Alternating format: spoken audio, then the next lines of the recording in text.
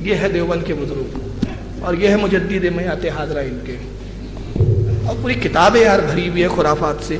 آخر میں ایک بات بتا دوں کہ یہ چھچورے بھی نمبر 1 کے تھے، اور اگر چھچورا پن بتاؤں ان کا تو اس کے لیے میں سمجھتا ہوں 10 مجلسیں چاہیے مجھے، 10، اور آپ اتنا وقت نہیں دے پائیں گے اور میں اتنا 10 مجلسوں میں بول بول کے بھی تھک جاؤں گا، ان کے قصے نہیں ختم ہوں گے، مگر میں 2-4 قصے سنا دیتا ہوں۔ ان کی ایک کتاب ہے، کتاب کا نام ہے مولانا اشرف علی تھانوی کے پسندیدہ واقعات۔ مولانا تھانوی کے پسندیدہ واقعات، اس میں ایک واقعہ کیا لکھتے ہیں، یہ تھانوی صاحب کے چھچورے واقعات ہیں۔ کہتے ہیں ایک مرید نے خواب دیکھا، پیر صاحب کے پاس آیا اور کہا کہ حضور میں نے کل ایک خواب دیکھا، پیر صاحب سے کہہ رہا ہے۔ تو پیر صاحب کہتے کیا خواب دیکھا؟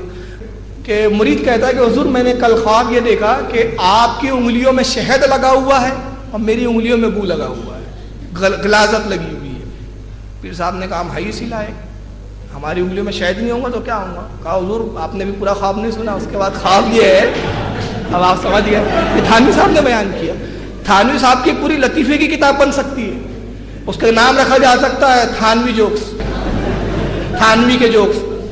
کہتے کہ پھر میں نے حضور آپ نے پورا خواب نہیں ہوا یہ کہ آپ میری انگلی چاٹ رہے تھے، میں آپ کی انگلی چاٹ رہا ہوں۔ اب میرے یہ سمجھ میں نہیں آیا کہ وقت کا مجدد چھچوری حکایت بتا کے بتانا کیا چاہ رہا ہے؟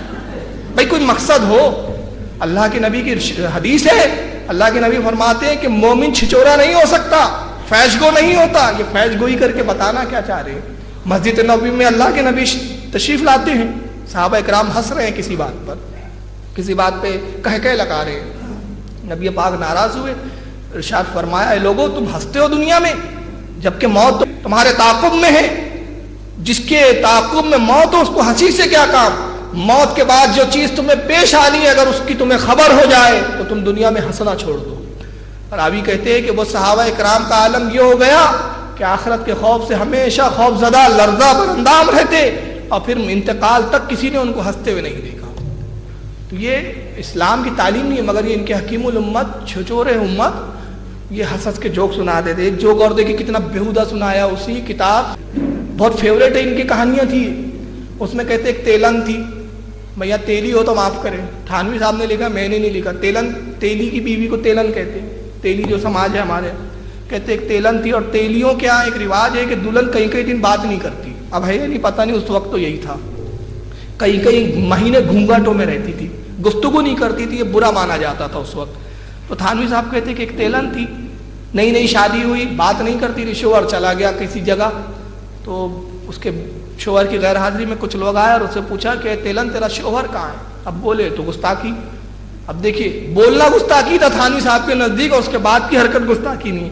تو تھانوی صاحب کہتے ہیں کہ اس نے یہ بتانے کے لیے کہ میرا شوہر کہاں گیا، اپنا لہنگا اٹھایا اور وہیں پیشاب کر دیا، اور اس کے بعد وہ پیشاب کو انگال کے جاتی ہے اور گویا بتا رہی کہ دریا پار گیا ہے۔ یہ تھانوی صاحب کا مزاج ہے، یہ ہماری کہانیاں نہیں ہے بھائی، یہ تھانوی کے قصے ہیں، تھانوی صاحب نے لکھا ہے۔ اندازہ لگائیے کہ سارے دن میں خوابوں میں ان کو لہنگے، منہ، پیشاب، گو گوبر یہی نظر آتا تھا ان کو۔ اور ایک واقعہ سنا دوں ان کا، اب آخری بس یہ میں نے کہا نا کہ اگر یہ قصے تھانوی نے جو بیان کیا اگر یہ کتابوں کے حوالے سے بتاتا جاؤں تو 10 مجلس سے کم ہے میرے لیے، بہت پڑھا ان کا میں نے۔ ایک آخری سنا دیتا ہوں، کہتے ہیں کہ اب یہ بتانا کیا چاہ رہے ہیں کہ کچھ لوگ علماء پہ اعتراض کرتے اپنے آپ کو نہیں دیکھتے۔ اس بات کو سمجھانے کے لیے تھانوی صاحب کے پاس کوئی حدیث نہیں ہے، فضیلت علماء پہ کوئی روایت نہیں ہے، اس کو کیسے سمجھاتے ہیں تھانوی صاحب؟ سنیے، یہ تھانوی صاحب کی گندی ذہنیت کا نتیجہ ہے۔ چنانچہ اسی کتاب میرے چند پسندیدہ واقعہ صفحہ نمبر 248 پر وہ لکھتے ہیں کہ عید کا چاند دکھا تو ایک عورت اپنے بچے کو پاخانہ کروا رہی تھی، تو کہتے کہ انگلی پہ گو لگا ہوا تھا۔